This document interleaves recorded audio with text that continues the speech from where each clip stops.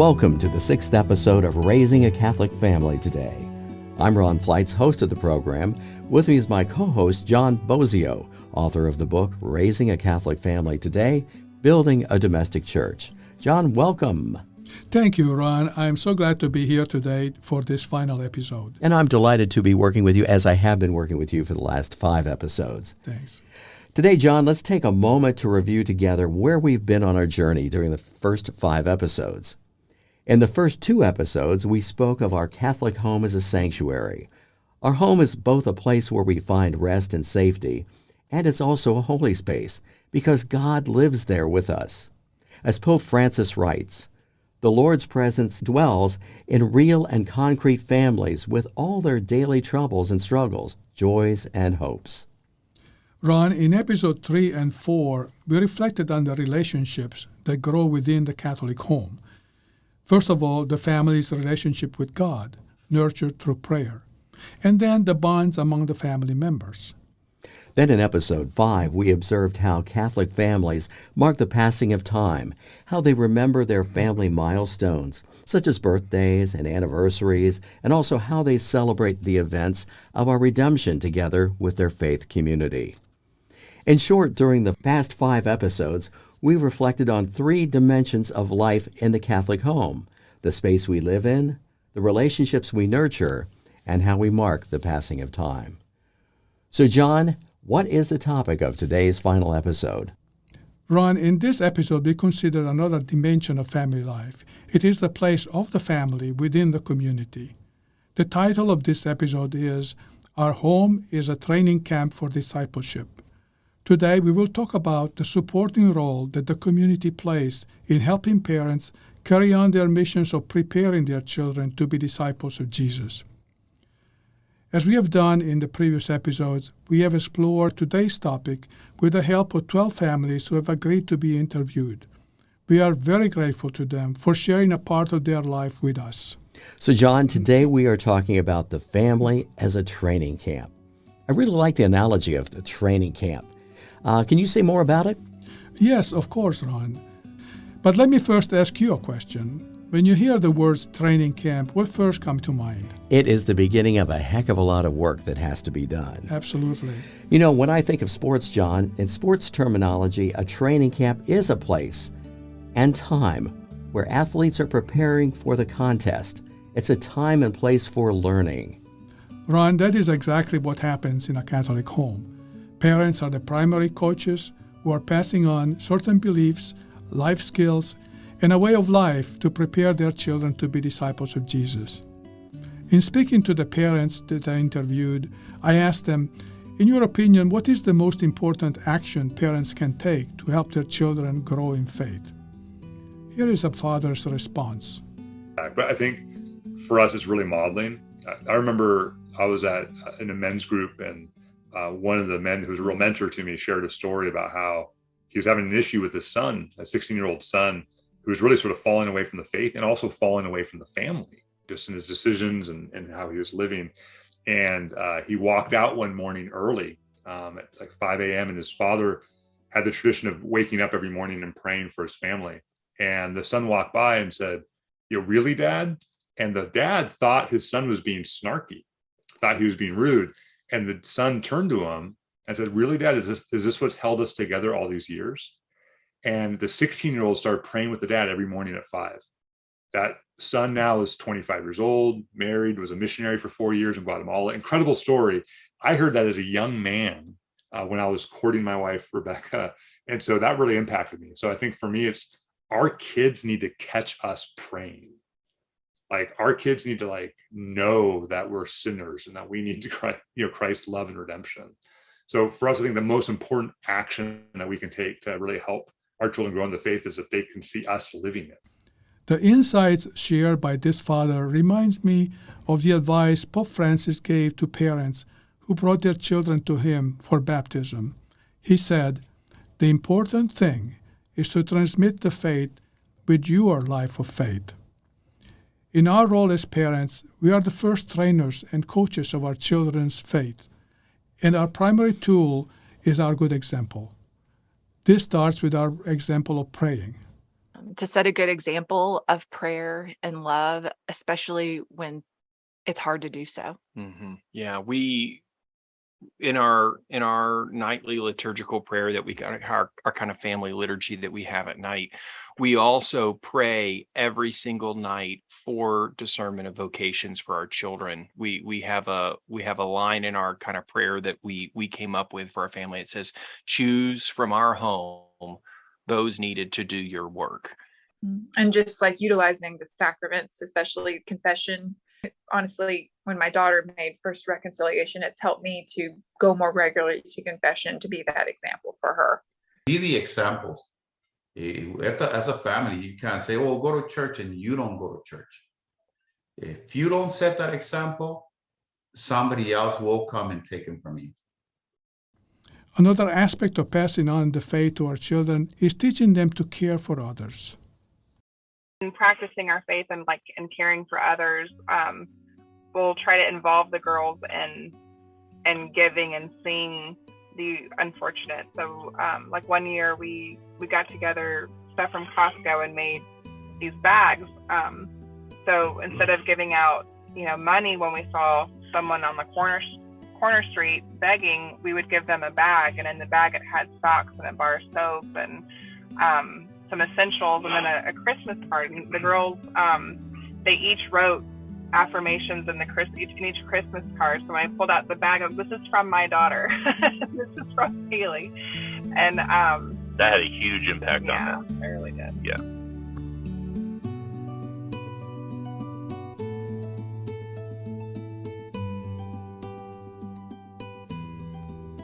John, this conversation about passing on the faith to our children reminds me of something that our friend, Dr. Parr, the host of Parenting Matters, has said repeatedly. He believes that the family passes on the Christian faith to their children by osmosis. Having lived in Wisconsin, he compares how Catholic families pass on their Christian faith to how the Green Bay Packers fans pass on their Packers enthusiasm to their children. Parents who are fans of the Packers dress up with the paraphernalia of the team. They talk about the games during meals and at family gatherings, and most of all, they attend or watch the games. At the stadium, they actively participate in chants that are intended to arouse the fans and the players, and they wear the official headdress, the cheese head. That is a fervor that is contagious, says Dr. Donahue. Such needs to be our fervor for being on Christ's team, so that we can pass it on to our children. Ron, that is a great example. And our goal as parents is to gently lead our children to encounter the person of Jesus and to show them by example how to be his disciples. So I ask parents, what do you do specifically to set an example of faith practice to your children? Just say prayers at mealtime is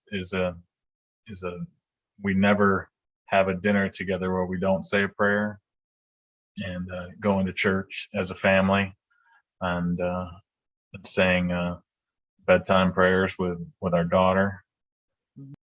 I pray with them all day, every day. Morning, we have morning prayers, we have night prayers, we say prayers at every meal. Every time we pass an ambulance or a fire truck or a cemetery, we pray with our son and also make sure he knows we're praying privately. Whenever we see an ambulance, flying past us, we'll say a prayer for the people. I ask them what they want me to pray for them about, and I actually tell them things that I need for them to pray for me.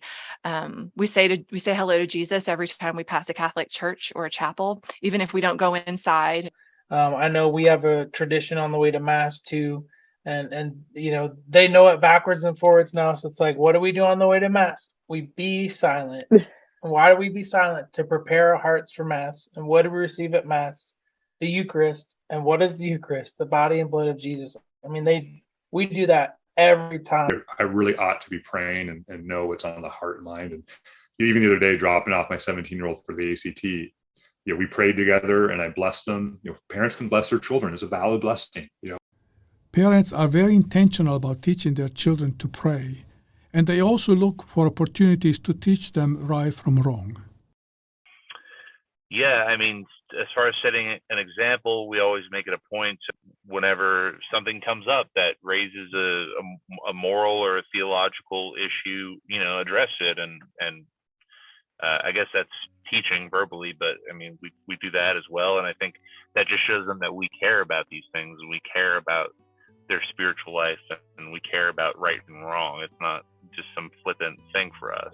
So I think that sets a big example. Yeah, when we homeschooled, every morning we would sit and read from the Catholic Bible, and there's a wonderful children's Catholic Bible that just came out last year or two.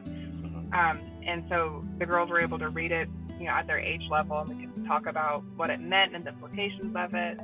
My kids and my baby, they feel a little uncomfortable when we go out in public, like to pray and bless your food. I was just telling them, no, who cares if you're in a restaurant? I'm going to pay my meal. I'm going to pay your meal. But before we eat the meal, we're going to say grace. We're going to say grace. And it doesn't matter. You're not going to be the most popular kid in the block, or they might think you're a weirdo, but that's okay. They thought Jesus was a weirdo.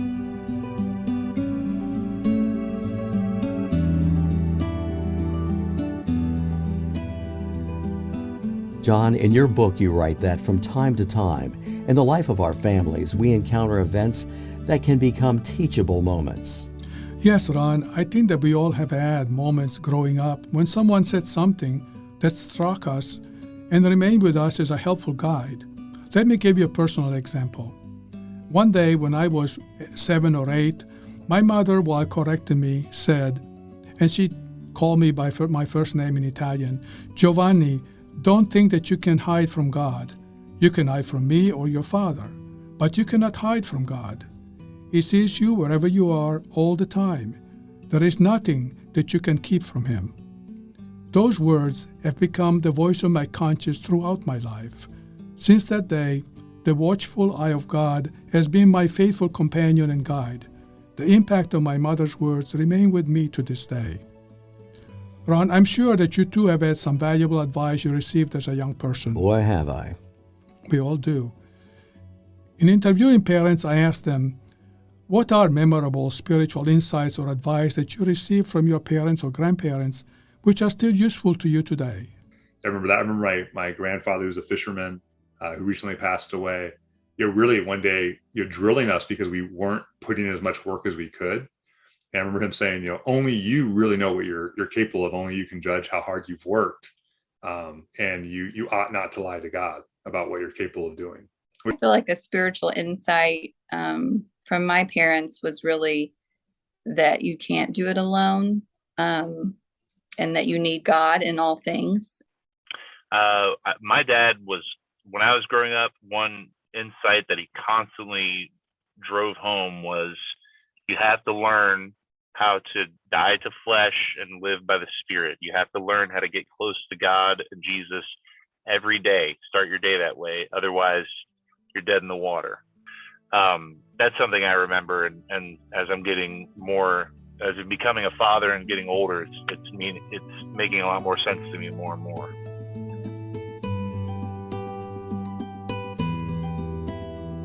Most memorable spiritual insight that I received from my parents was from my father. And he said, you have to be able to look at yourself in the mirror at night. I remember a specific time where he told me to pray for the other person. And of course, that's the last thing you want to do. And especially at the age of, whatever I was, 16. But that has really stuck with me to this day, is whenever I have a challenge with someone. And I remember him saying, do the words, the emotion will eventually follow. At our wedding, my dad's toast to us was that we would spend our lives trying to outdo each other in love and sacrifice. And that's particularly meaningful because we're wildly competitive people. And so we really do work to outdo each other as often as we can. Spiritual insights or advice that I received from my parents or grandparents that are still useful today for me, it's always been the golden rule, treat other people the way you want to be treated.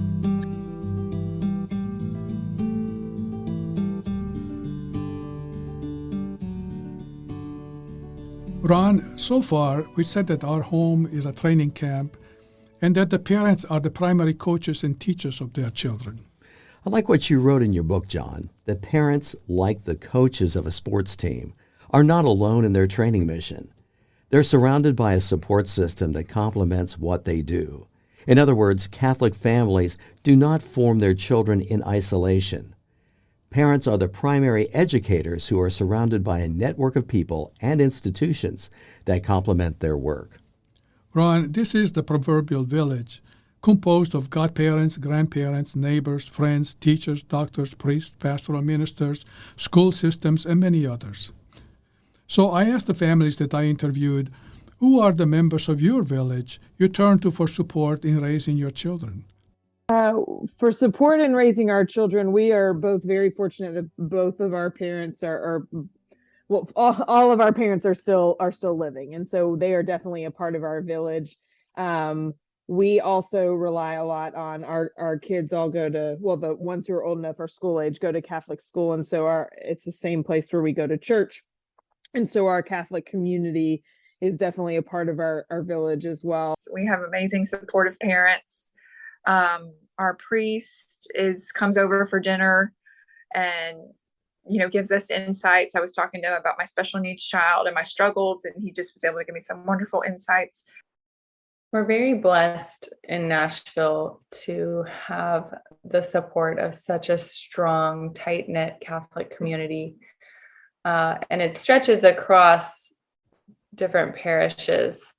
The young mom community here is huge, and everyone is so inviting and welcoming. So I think as we look to the village that help us, raise our family, it's really important to recognize dads need something really particular with other dads, and moms need something with other moms, and then you need other families as well. So we have a ton of families that we're very honest with and that we try to share life with as much as possible to help each other, in the challenges of just raising a family. And there are many kids. We're very grateful. We have amazing parents, both of us, who are very active in our lives. My parents are in town and his parents are just a couple hours away. So we turn to them a lot for advice. Ron, one family emphasized the value of having others trusted adults in the life of their children who can reinforce and affirm what the parents teach. We have a very big village that helps us raise our children, and we have a lot of support, which is wonderful. So, but my parents are very close to us. And Paul's dad also lives very close. So our children have both sets of grandparents, which is really amazing, I think. And also the people at church. And so there are people at our church who are not biologically part of our family, who my kids call aunt this or uncle that, which to me is amazing, because I think it really does take a village to raise your children. And I think sometimes I could say something to my child and she would think it would be an eye roll because it's just mom saying that and mom doesn't know anything. But if some other person with influence on them says that, it makes a bigger impact. And I also would be remiss if I didn't mention teachers. So we have been really, really lucky. Our children have had amazing teachers all throughout, their years at school.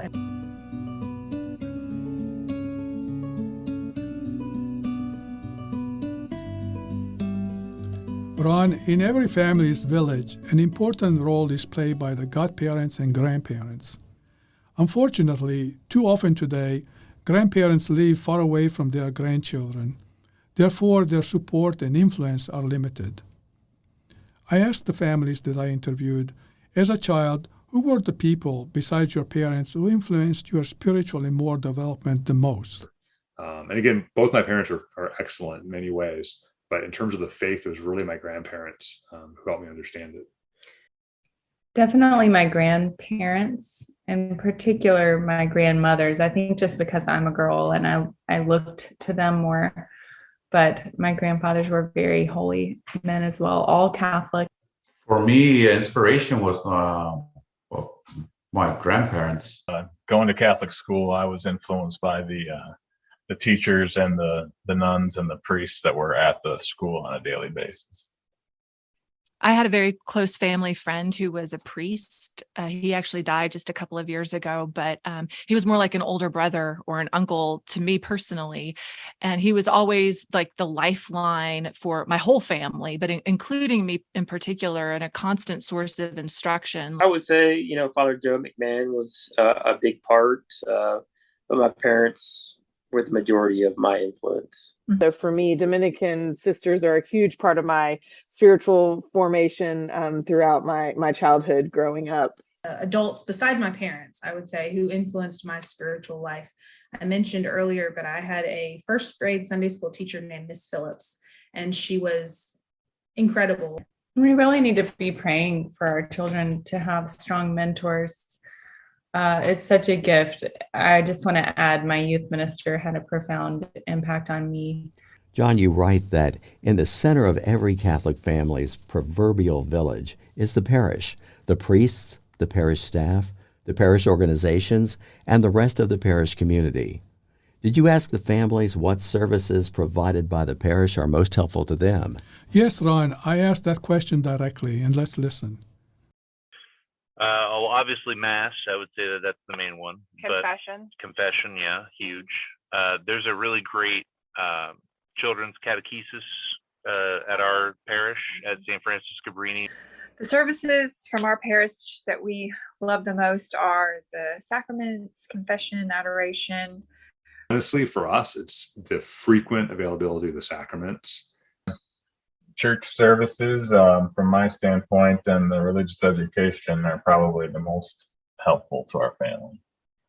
Being able to participate in the Mass, being able to come to confession. It's especially important when you have teenage boys to have confession regularly available. Please. The services provided by our parish that we find most helpful are the youth ministry. The Life Team program that our son participates in gives him not only a chance to learn about God with people his age, but they also make it engaging. That are provided by St. Matthew. One of the ones that we utilize the most is sending our kids to Catholic school, and also religious education as well. Knights of Columbus, I became a knight, because the church was very inviting. And yeah, we have a really awesome and active Knights of Columbus at my church. And so one of the things that we have enjoyed is all of the family and community dinners that the Knights of Columbus does. They do adoration on Wednesday nights, and that's with confession. Very powerful. Father Steiner sets it up at 6. We've known Father Fi for a while, and he's just very big on supporting families.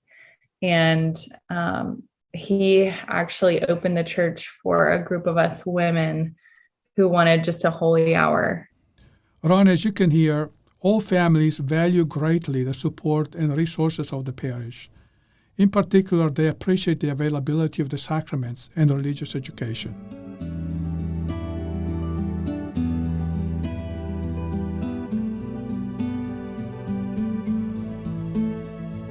Well, John, unfortunately, we're coming to a close. But before we do, I want to highlight a point that you make in your book. As domestic churches, our families have the mission of sharing their love with others outside the family. We're called to be good neighbors. A group of families in our communities that needs the support of a good neighbor are those headed by a single parent.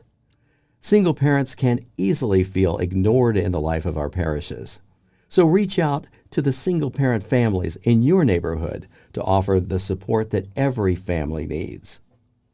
As we close, here are 3 suggestions for you and your family. Number 1, be active in your parish. Attend Mass and confession regularly, and join parish groups to learn more and to serve others. Number 2, ensure your children are enrolled in a religious education program or attend a Catholic school. And number 3, socialize with other Catholic families who can be good models for your children, and reach out to single parents in your neighborhood to offer them your support. Ron, as we conclude this series, I want to summarize the key message of our 6 episodes. To me, whether we are a 2-parent family or a single-parent family, if we want to raise our children to be Catholic, we need to be intentional about making room for God in our life and in our home, so that we can introduce our children to God and teach them to relate to Him as a member of our family. We want to close with words of appreciation to the 12 families that shared their experiences with us during this series. They are Sam and Courtney Bolton of St. Francis Cabrini, Chris and Rebecca Zarka of St. Anne, Jackie and Gustavo Gasca of St. Stephen, Ryan and Rebecca Hanning of St. Lawrence, Graham and Heather Honeycutt of St. Matthew, also of St. Matthew, Matt and Fran Yeager, Andrew and Joanna Jonfro of Holy Rosary, Robin and Cindy Roberts of Mother Teresa, Chris and Audrey Russell of St. Stephen, also from St. Stephen, Brian and Stephanie Smith, Brian and Katie Stockwell of Holy Rosary, and Paul and Amy Welsh of St. Stephen. Well, John, just before we say goodbye here, I want to say thank you. It's been an absolute delight working with you on this series. Ron, thank you for the opportunity. You're a great host. Well, you're a very knowledgeable man, and I loved your book, and I love this series, and thank God we met each other. Thanks. And we thank you for spending this time with us.